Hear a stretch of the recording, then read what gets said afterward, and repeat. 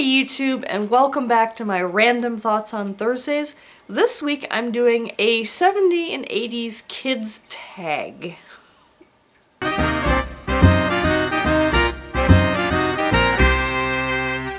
Alright, so as most of you who are regular watchers of my vlogs know, that I am 41 years old now. So I'm kind of a little bit older than most YouTubers. And Joey Graceffa and Miss Glamorazzi, or Ingrid, recently did a 90s kids survey, and I took a look and to see if there were any 70s or 80s kids tags out there on YouTube, and I couldn't find any. So I thought I would take inspiration from that and do my own kind of 70s and 80s tag. And the reason I'm doing kind of both decades, I was born in 71, so I remember quite a bit of the 70s, but I remember more of the 80s because I would have turned 10 in 81. And so I kind of, going through the questions that they were asking, I kind of pared them down because they had some very 90s specific questions that, like Backstreet Boys versus NSYNC, and that's really not relevant to my decades. And just kind of looking through the questions, and I have favorites from when I was a little kid in the 70s, and I have favorites from when I was kind of a preteen, teen in the 80s. So I thought, well, you know what, I'm going to kind of mix it up and kind of talk about both decades, because I don't remember the 70s as much because I was kind of young then. Anyway, let me get started. Number one, favorite TV shows. So when I was a little kid, I loved watching all of the variety shows on TV. So there were things like the Carol Burnett Show, Donnie and Marie, Sonny and Cher, Tony Orlando and Dawn, etc. So I remember a lot of those, and those were a lot of my favorites. One of my favorite things to do when I was a little kid also on Sunday nights was the Lawrence Welk Show, which I know was really aimed at, you know, the senior set of people. I think most people in the audience were my grandmother's age. And we had this really big overstuffed easy chair in our living room. And my grandmother and I would snuggle in there together, and we'd watch Lawrence Welk together. And it's one of my favorite memories of when I was a kid, was doing that. So Lawrence Welk to this day still kind of has a special place in my heart because of that. And then besides that, one of my other favorite shows when I was a little kid was Man from Atlantis, starring Patrick Duffy. That was it. He's famous for being on Dallas, but one of his early shows was The Man from Atlantis. And I remember thinking he was so adorable in those tight little yellow shorts that he wore. And think about this, I was like 4 or 5 years old, and I had a crush on this guy at that age, so, which was kind of funny. But so those were some of my favorite shows when I was a little kid. When I was older, when I was in the 80s, so when I was like 12, 13, 14, 15, etc., Knight Rider. Absolutely loved Knight Rider, and MacGyver was another one of my absolute favorites. And then of course there were all the cartoons and things, He-Man, She-Ra, Robotech, the Thundercats, Voltron, so just to name a few of the cartoons that I remember watching. And, you know, of course the Saturday morning cartoons like the Smurfs, and, well, too many to name, actually. There's just so many favorite shows that I had when I was a kid. What show did I watch after school? So when I was really little, like 1st, 2nd, 3rd grade, I would come home and I loved watching Casper the Friendly Ghost. Loved that show. Absolute favorite when it was like the first thing, come home from school, gotta go watch Casper. And I would throw a tantrum fit if I couldn't. And then when I got older, right around when I was 12 and 13 and stuff, is when a show called Robotech came out, and I fell in love with that show. And it was so different because one of the main characters actually died in the first season, and it was like, it just blew my mind. And to this day, I absolutely love that show. Even though I now know the original Japanese versions of the shows, that they took 3 different anime series, Macross, Southern Cross, and Mospeada, and kind of butchered the last 2 of them to make it fit with the Macross series, and kind of stuck it all together into one storyline. But even though I know how much they butchered those shows, I kind of liked Robotech. In fact, I liked it so much I actually own all of the novelization, they novelized the show, and I owned all of the novels, including the last section. They were going to continue the series even beyond the original anime, and they never did put that on TV, but they took the screenplays and wrote novels for them, so I actually have all of them. So yeah, I kind of really like that series. Other shows I liked after school were He-Man and She-Ra and Gem. Truly Outrageous, Gem, if anyone remembers that one. So anyway, so those were some of the shows I watched when I got home from school. 3, favorite commercial.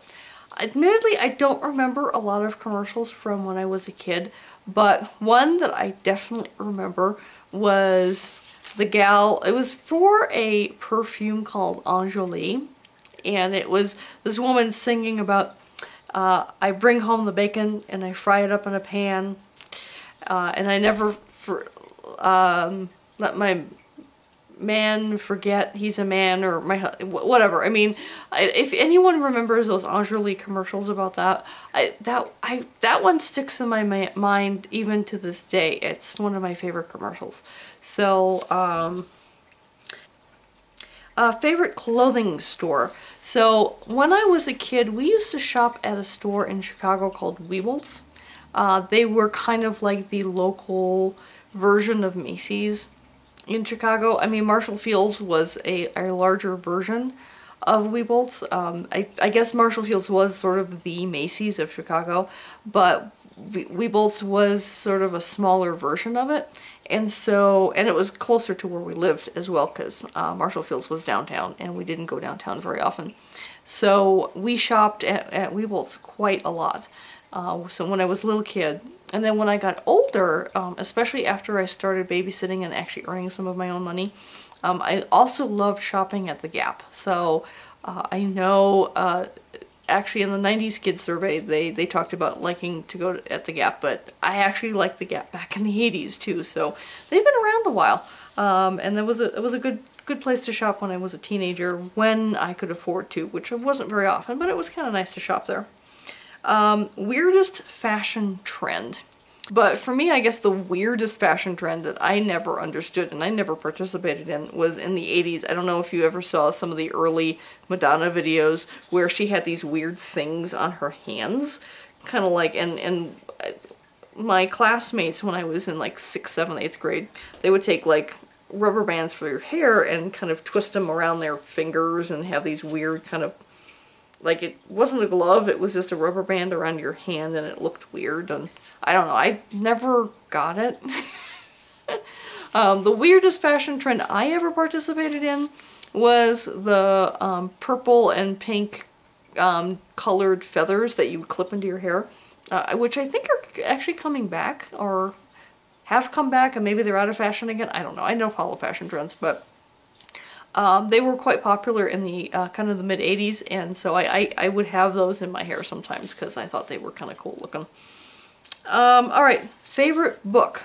When I was little, Where the Wild Things Are, I think, was my #1 favorite book as a kid. I really loved that book. And then the very first book series I ever read, that wasn't a children's book, that wasn't a picture book, it was an actual like grown-up book with just words in it, was A Princess of Mars by Edgar Rice Burroughs, which is a really old book. If any of you recall the movie John Carter that came out last year, it was based on that book. The book is literally 100 years old now. It was 80 years old when 70 years old when I first read it. Like I said, really, really old book. But it was, like I said, the first book I ever read that wasn't a picture book. And so to this day, it's my absolute favorite book. And it's what sparked a love of science fiction and fantasy for me. It wasn't really a fantasy book, it was more of a sci-fi book, but it really sparked a love of that genre for me as a kid. Alright, #7, favorite toy. So I got lucky one year, and this I think was, I don't remember if it's a 70s toy or an 80s toy, so I apologize. It was probably late 70s, early 80s, because I probably was somewhere between 8 and 10 when I got it. but it was called the Magical Musical Thing. And I remember seeing commercials for it and seeing it at the toy store, and like I really, really wanted it. And it happened to be a year where my family was doing financially okay, so they actually bought me a Magical Musical Thing. So it's one of the absolute favorite toys I ever got as a kid. And basically, it looked like, and you can actually find the commercials on YouTube if you just look up Magical Musical Thing. But it was I don't know, it was pretty long. It had a skinny long neck with kind of a triangular end on it that basically had a little speaker built in. And there were multicolored, like rainbow colored keys on it. That they weren't actually keys that were like, they weren't buttons. It was kind of like a straight plastic, and you push down on it, and it was like, it was responsive to your touch that way. And it was laid out kind of like a piano keyboard if you looked at it, because the bottom row was like, all of them were solid straight across, and then the top row you had 2, and then 3, and then 2, and then 3, or was it maybe 3 and 3 and 3, but similar to how a piano was laid out. And then you got a music book with it, and then you just had to follow the notes in the music book. And it was based on color and number, like each one had its own color and its own number. And so if you just pressed the right color, number, key combination on it, you could play a song. And it was all kind of like, you know, monotone, MIDI kind of sounding music. It wasn't anything fancy. It wasn't a fancy stereo sound. But it was a lot of fun.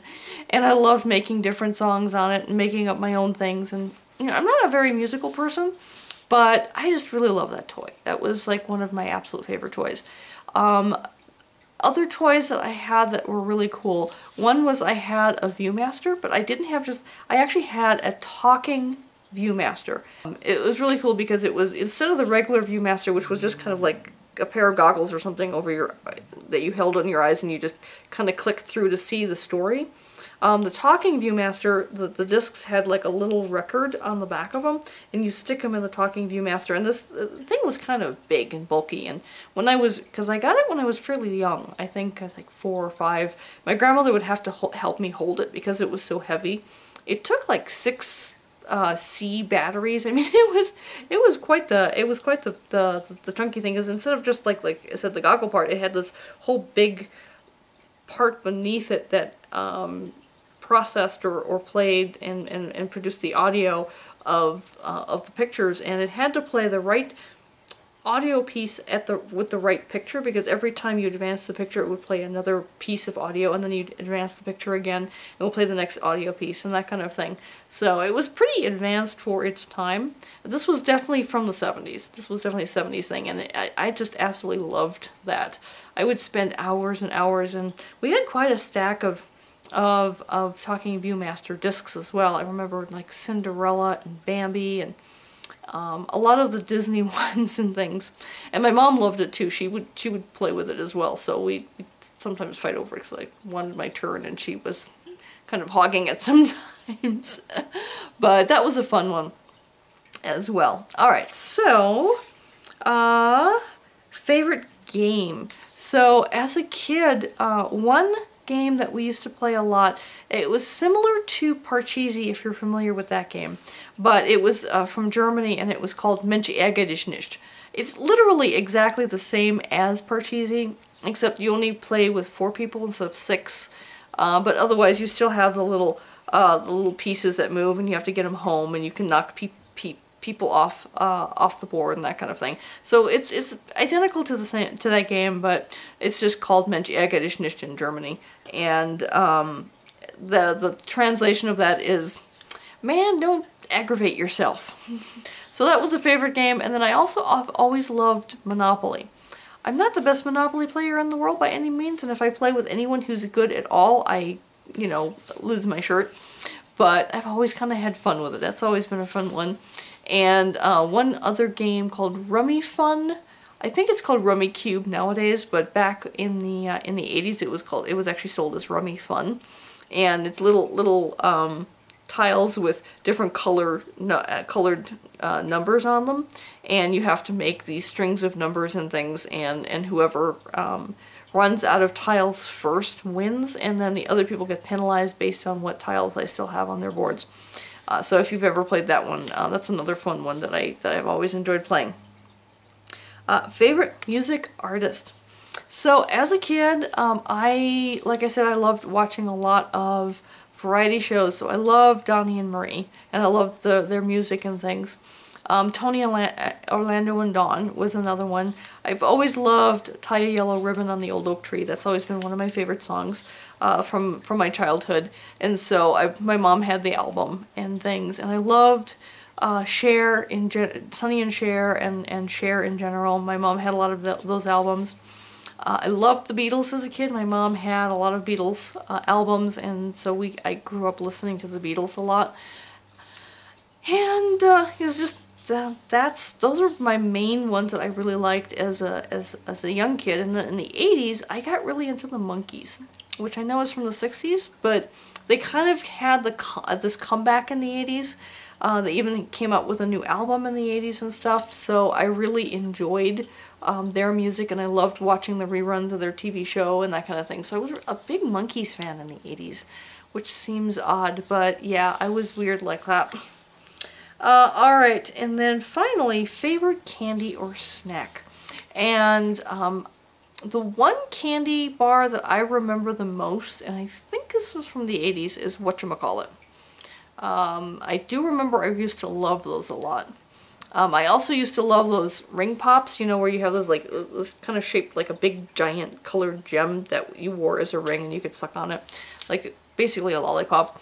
So I remember those. Pop Rocks, of course. I mean, who can forget Pop Rocks? Those were always a lot of fun.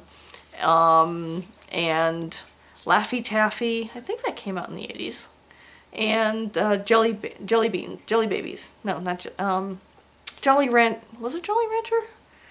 Oh, I don't remember anymore. The jelly beans with all the different funky flavors and things. I'm sure you guys remember what I'm talking about. I keep thinking Jelly Babies, but that's Doctor Who, so that's another thing entirely. But I loved those jelly bean things. So anyway, that's the end of my tag. I will include all the questions below, and I want to tag basically anyone who's watching this who remembers anything from the 70s or 80s. I tag you to make a video of this as well. So challenge has been thrown out there. Hopefully, and please leave it as a video response to me. I would love to see your memories of the 70s and 80s if you're old enough to remember them, or even if you're not, if you remember people talking about these things or have any memory of the stuff I've just talked about, you know, I would love to see a video response to that.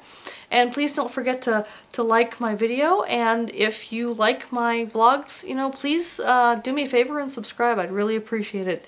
Okay, until next week. Bye-bye.